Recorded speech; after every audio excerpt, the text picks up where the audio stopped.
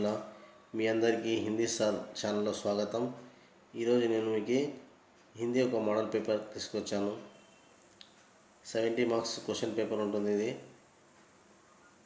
First రోమన్లో part A ఉంటుంది. Part ఏలో first question Roman 1లో 4 ప్రశ్నలు రాయాల్సి ఉంటుంది. ఇందులో 5 అని ఇచ్చినాడు, కానీ యాక్చువల్లీ 4 క్వశ్చన్లే ఉంటుంది. 4 క్వశ్చన్లు రాయాలా అంటే 4 5 20 ఉంటున్నాయి. 20 మార్క్స్ వస్తాయి. फर्स्ट क्वेश्चन साहित्य किसे कहते हैं. नंबर 2 साहित्य और विज्ञान विषय पर एक छोटा सा लेख लिखिए. मित्र बनाते समय किन किन बातों पर ध्यान रखना चाहिए. मुक्तदन कहानी का विशेषता बताइए. बिंदा कहानी की विशेषता बताइए. अरुण का चरित्र चित्रण पर प्रकाश डालिए. और वो पड़ गई कहानी का उद्देश्य बताइए. आचार्य की नौकरी मांगते हुए किसी कॉलेज के एक नाम आवेदन पत्र लिखिए.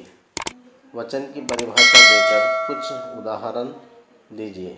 पार्ट बी రోమన్ నెంబర్ 2లో మొత్తం 10 క్వశ్చన్స్ ఇచ్చింటాడు. దాంట్లో కేవలం 5 ప్రశ్నలు రాయాలా. అంటే దీంట్లో వచ్చేసి ఒక క్వశ్చన్ साहित्य किसे कहते हैं, इसके शास्त्र से संबंध क्या है, या मित्रता पाठ का सारांश लिखिए అని ఇస్తాడు. రెండిట్లో ఇది ఒకటి రాయాలా. पुरस्कार कहानी से कहानी में चित्रता कहानी में चित्रित प्रेम और युद्ध की द्वंद्व का चित्रण किया गया है. అంటే ఇక్కడ మనం ఏ క్వశ్చన్ ఇచ్చినా కూడా సారాంశమే మనం రాయాల్సింది ఇక్కడ. కాబట్టి ఖచ్చితంగా మీరు సారాంశం రాయండి. मुक्तधन कहानी का सारांश लिखिए. बिंदा कहानी का सारांश लिखिए. और वो पड़ गई की कहानी का सारांश लिखिए. ఇది ఇచ్చినా కూడా మనము సారాంశమే రాయాలి దీంట్లో.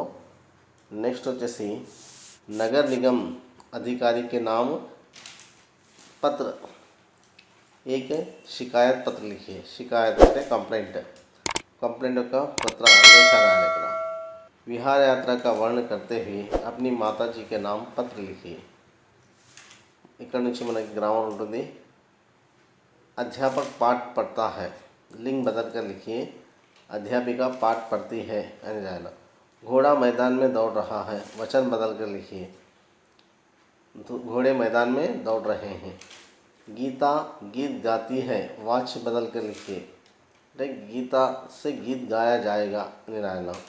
उषा क्रिकेट खेलती है, उषा से क्रिकेट खेला जाएगा.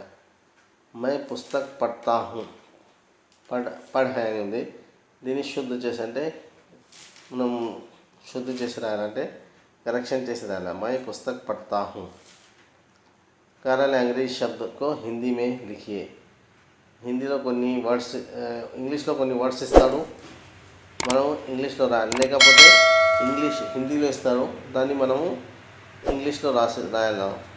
మొత్తం టోటల్ మార్క్స్ 70 మార్క్స్. చాలా సింపుల్గా ఉంటుంది పేపర్. మనం చాలా ఈజీగా మార్కులు వస్తాయి. కాబట్టి మా యొక్క వీడియో నచ్చినట్లయితే లైక్ చేయండి, షేర్ చేయండి. మా యొక్క ఛానల్ని సబ్స్క్రైబ్ చేసుకోండి.